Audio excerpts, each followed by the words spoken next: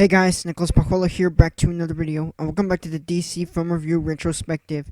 Today's DC film, what we're going to be reviewing is Batman Forever. After the success of the second Batman movie, a third movie was quickly put into production, and with originally Tim Burton returning and including Michael Keaton that was going to return, and it was going to be originally called Batman Continues instead of Forever, and that it was going to include Billy D. Williams as Two-Face and Robin Williams as the Riddler, but unfortunately that never happened and never see the light of day. And Warner Brothers turned Tim Burton down due to the parents that have criticized Batman Returns for being too dark and edgy and inappropriate for kids.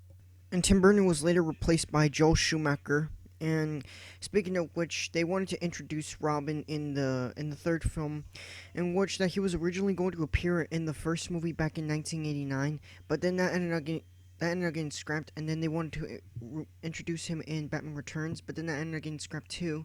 But they decided to introduce him in the third installment, Batman Forever. The film was released in 1995, and it was a financial success, but was a critical failure. But on a positive note, parents liked this movie for being kid friendly.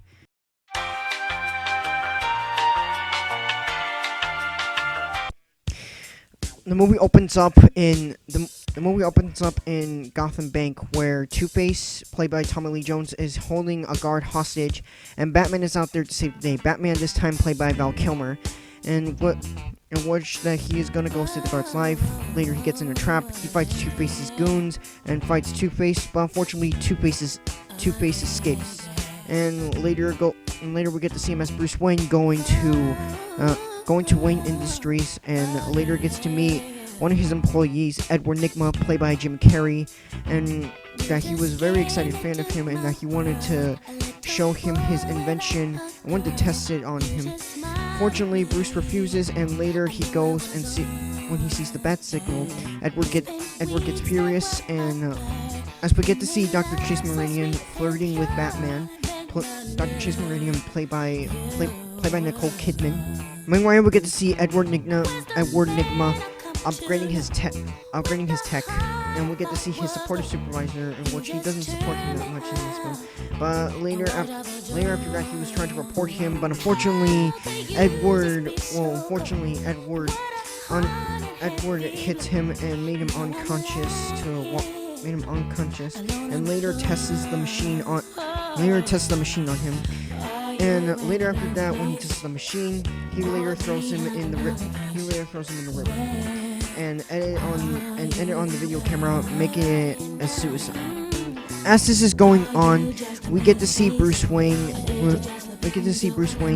finding a Riddler-like self-puzzle message with magazine titles and some things on it. But basically, yeah. Basically, that's what it is. And then after that, he gets to go to Dr. Chase Meridian to solve for the clues. And, well, basically, yeah, both they get along together, and even asks her if she likes the circus. So then they go to the circus, and we get to see Dick Grayson there. Dick Grayson played by Chris O'Donnell. As this is happening, we get to see Two-Face and his goons ambushing the circus. Later, we found out that he has a bomb in the circus, and the bomb is almost about to detonate. Fortunately, Dick Grayson and his family were able to help, but unfortunately, in the process, Dick Grayson's family dies, and he's left with no parents, no family, no brother, no sister, and no mom or no dad, basically.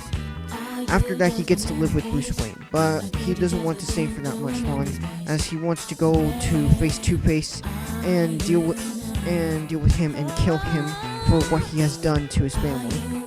As this is going on, we get to see Edward Nygma in his secret lair, and get to see him giving Bruce Wayne more puzzles to solve, and basically, yeah, and later, Edward Nygma becomes none other than the Riddler, and later he teams up with Two-Face to get Batman. And slowly after that, they are trying to find a way how, and they were robbing banks and others, and basically, yeah, that sort of stuff. Dick Grayson finds out that Bruce Wayne is Batman, takes the Batmobile out for a ride, and well, gets himself into a lot of trouble.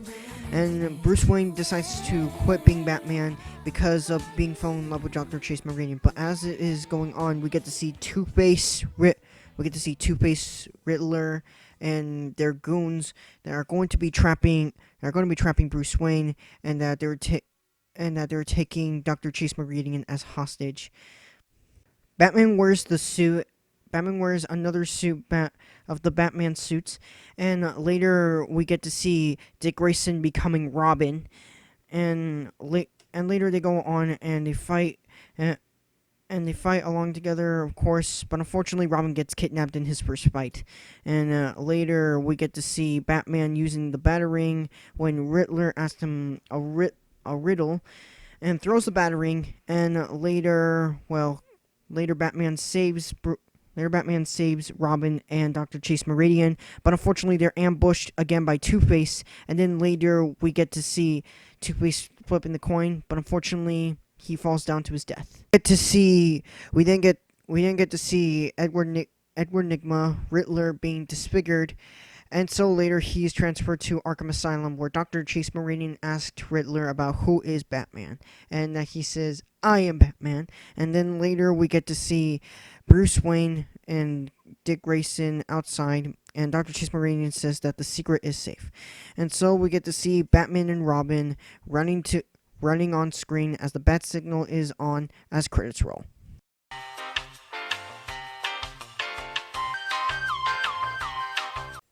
The positives that I have with this movie is that I really like how they told Robin's origin story, the Dick Grayson version. I really like how they told Dick Grayson's origin story about how he become Robin very well, and that the suit is pretty amazing as well, despite it having like the bat nipples, which that's the negatives of the bat nipples because everyone hates the bat nipples. But I like how they stay true to the origin, even though that they changed the source material. Because in the comics, Tony Zuko killed Dick Grayson's parents. Meanwhile, in the movie,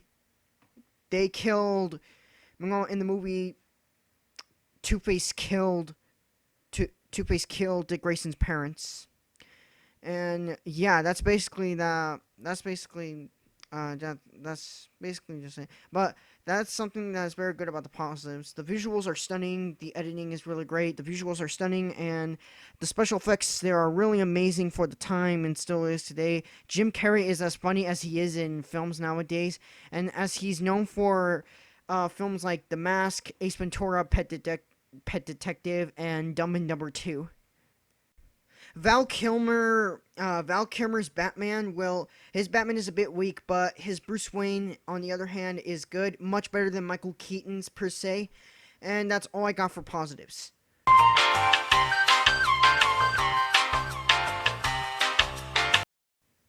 Oh man, where do I begin for the negatives that I have for this movie?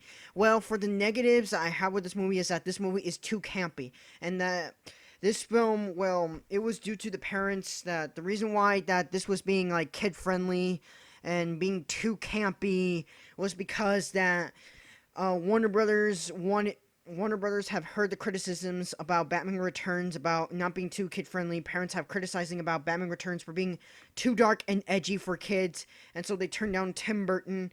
It would have been better if Tim Burton would have come back as director and direct the third film, but no, they decided to turn him down as director and replace him with Joel Schumacher. And Joel Schumacher does get a lot of criticism from Batman, but you have to admit he does make great films. I have not seen his films, but I have seen the Joel Schumacher Batman films, which they are pretty bad. But I heard that he has made great films, and with it being too campy, like they were trying to make it more like the 1966 TV show. The fighting choreography, I will admit, is pretty amazing to say the least. The action scenes are really amazing. But for the negatives, I have problem is that, well, other things like for negatives like how they how it wasn't Tony Zuko that killed Dick Grayson's parents, and instead it was Two-Face that killed Dick Grayson's parents. Not only that, Two-Face. There's a problem with Two-Face. Tommy Lee Jones is pretty bad in this movie, by the way. Um, yeah, basically that the acting that Tommy Lee Jones had put for Two-Face, it could have done better, but instead it was done very poorly. And the way how they handled Two-Face is just not that good because because Joel Schumacher's Two-Face acts more like acts more like the Joker than a serious individual. He looks nothing like he doesn't act like his counterpart, and not even like the better version of Batman the Animated Series. If you want a better version of a better version of Two Face, like watch The Dark Knight or Batman the Animated Series, because that one is much better. But in this version, he's acting more like the Joker, more than a serious individual. And Riddler could have done much better in this, but he wasn't that good. But he was used for comedic purposes, in which I did laugh to say, especially my mom when she first saw this movie. The I will admit that the makeup that they used for Two Face is pretty amazing, but still, Two Face is nothing like his comic counterpart. And plus, this film is way too distant from the Tim Burton Batman films. The Tim Burton Batman films were dark and staying true to the darkness of The Dark Knight. And well, in this version of Joel Schumacher's Batman, is this, in my opinion, is not even canon to the Tim Burton Batman movies. This is just basically just another reboot. Uh, this is basically just kind of like a sort of reboot of the character, and this is not even canon to the Tim Burton Batman trilogy. So yeah, basically, overall, this movie, well, yeah.